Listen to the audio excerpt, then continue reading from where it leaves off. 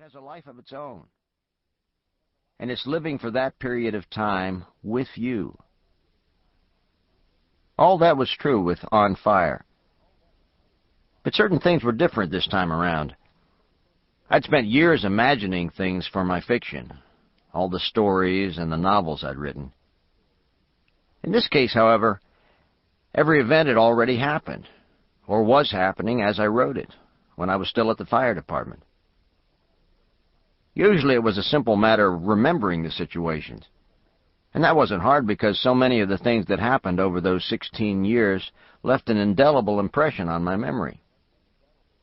You don't forget death and pain, or fear. All the events were there, but I had to try and make some sense out of it.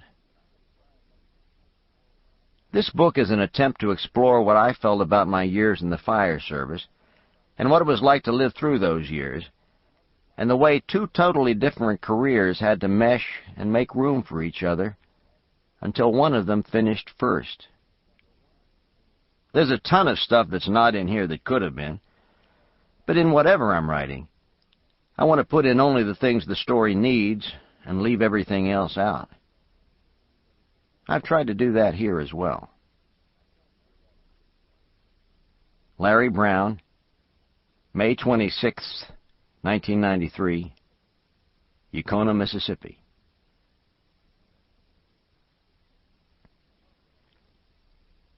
I love what I do with my hands and with the hose. I love the knots I know how to tie, the clove hitch for raising equipment to a high window, the mighty bowline that is the only one you can trust your life to, the only one you tie before rappelling off a building. You tie it to a chimney or a strong piece of steel, and then you run the line through the steel loop at your safety belt, and then you step off the edge and lean back and trust your life to it. And it never lets you down. You walk backwards down the side of the building, not ever fearing, not ever thinking about what might happen if it slips, because it won't slip. You have to believe in the bowline before you can believe you can rappel.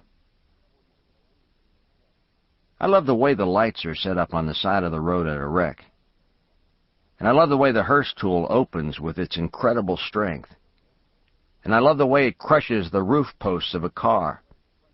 And I love the way you can nudge it into the hinges of a door and pop the pins off and let the door fall and reach in to see your patient's legs and what position they're in.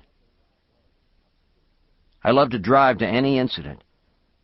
Love to run the siren, to run fast but careful through town. I love the smell of smoke and the feeling of fear that comes on me when I see that a fire is already through the roof and licking at the sky, because I know that I am about to be tested again. My muscles, my brain, my heart. I love my old torn-up boots, the toes skinned and burned, my wrinkled gloves, soot-streaked and charred, my dirty coat and frayed turnout pants. I love to go down on the floor and see the smoke over me, worm my way forward to the fire, the hose as hard as a brick, the scuffed rubber on the end of the fog nozzle. I love the 2.5-inch hoses and the big chrome nozzles that no one man can hold, the red axes and the pry bars and the pike poles that we tear down ceilings with, looking for devious pockets of fire, sneaky little bastards that will smolder and rekindle the house after we're back at the fire station asleep in our beds. And I love to stand at the pump panel and set the relief valve and hear it open when a line is shut down. And I love to know that I can operate this $200,000 piece of equipment like I've been taught, so that nobody will get his ass burned up because of me. I love going to a bar called Ireland's with my partners when we're off duty. And I love the movies we watch at the station, and the meals we cook and eat, and the targets we shoot with our bows in the afternoons. Washing our cars and trucks in the parking lot, and sitting out front of the station in chairs at night, hollering at people we know passing on the street. These men are like a family to me. And the only thing I can relate it to is being in the Marine Corps, where everybody, black or white or brown or tan, wore the same uniform, all assembled for a common purpose, a brotherhood. This thing's the same thing.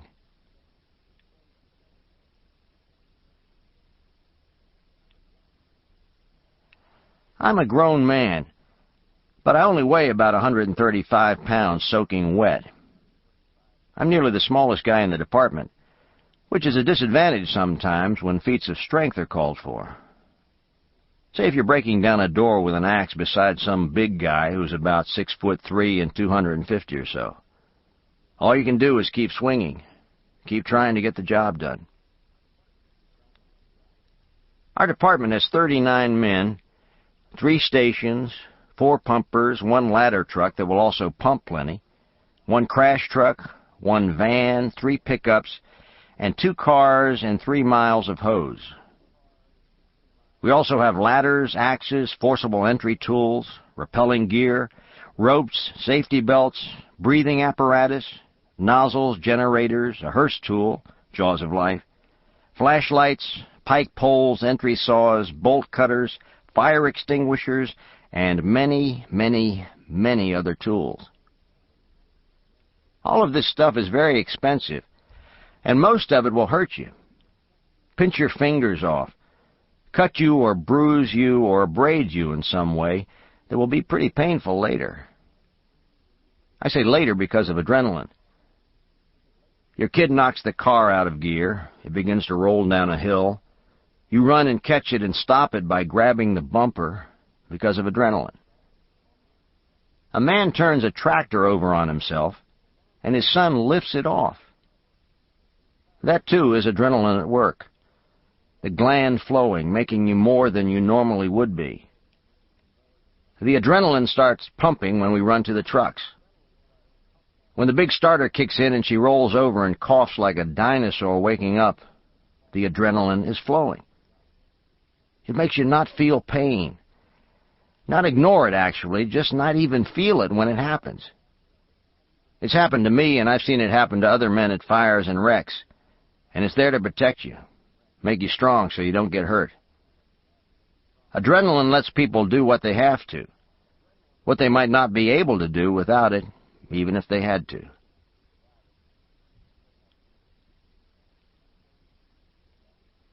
Potential disaster. Maybe that's why I can't sleep. I fear 2 things more than others: a leaking gasoline tanker and a leaking liquid propane container, whether stationary or on wheels, turned over in a ditch or whatever. Ignition from whatever source.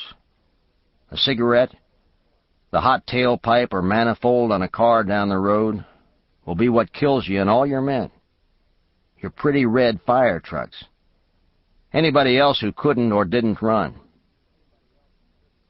But I also fear ammonium nitrate and malathion and planes crashing at my airport and lots of other things. Wrecks on the way to anything.